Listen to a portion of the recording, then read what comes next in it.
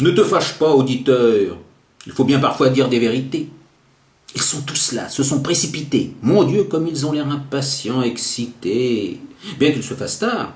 Il est vrai que l'événement est de taille. On en parle partout. Les affiches se bousculent.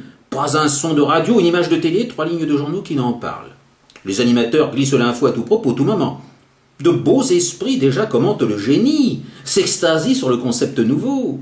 Les récompenses pleuvent. On nous en sert à toutes les sauces. Beaucoup ne connaissent que cela, les pauvres. Ils n'ont raté aucune des annonces précédentes qui ont vu surgir sur le marché les nouveaux. Les noms prononcés sont garants de succès, possèdent déjà foule de brebis, trousseaux bien fournis de larbins.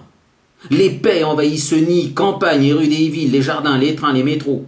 Les éditions précédentes ont donné lieu à des adaptations cinématographiques, vues presque par tout le monde. Un franc succès, plein de sous. Et je ne parle pas des dérivés télé. On les enregistre, ces paix. Eux pourtant si nauséabonds, si dangereux pour le goût. Certaines voix discordantes, de celles qui ignorent les troupeaux, discrètement se font poindre. Elles sont certes très minoritaires, méprisées et jamais diffusées en grande audience. Ces chiasses s'étalent sur étals des supermarchés et buffets de gare, affreuses viandasses, infectes soupes, sans musique, plate, ligne creuse, détestable copie de CE1.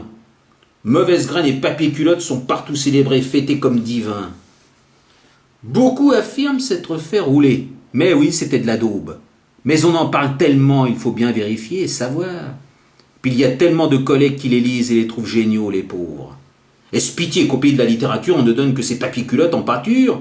Oui, vraiment, je l'assure. Ah, j'oubliais, il y a aussi les débouchottes à la sauce US ou british. Les ados et incultes en raffolent de ces potères, les pauvres. Oui, vraiment, sombre de nous, tant en populaire musique et littérature, les navets donnent la mesure, et les vrais, les bons, jamais au palmarès ne figurent. Tout cela est voulu, bien maîtrisé pour abêtir, niveler, faire consommer, masse endormir. Alors résistons, amis, ne soyons point larvaires, suppôts de panurge, refusons, ne donnons picaillons, mais lucides en diable, et fuyons comme peste grosse promotion, de ces gens sans attreignard que l'on voit partout de manière si illégitime, inopportune, et leurs monceaux de papier culotte, qui partout telle gangrène offusquent l'œil, l'oreille et plus encore l'esprit. Mais c'est là un rêve, douce illusion, tant le snobisme est partout diffus. Les conseils, les consciences anesthésiées, le goût moribond, le matraquage souverain. On torchera encore longtemps le peuple, comme les riches, les élus, les foules. C'est là notre époque. Nous consommons, ne rêvons plus, tant la vraie beauté est ignorée, négligée, raillée, collée au poteau. Au profit de qui? Des papiers culottes. Un résistant.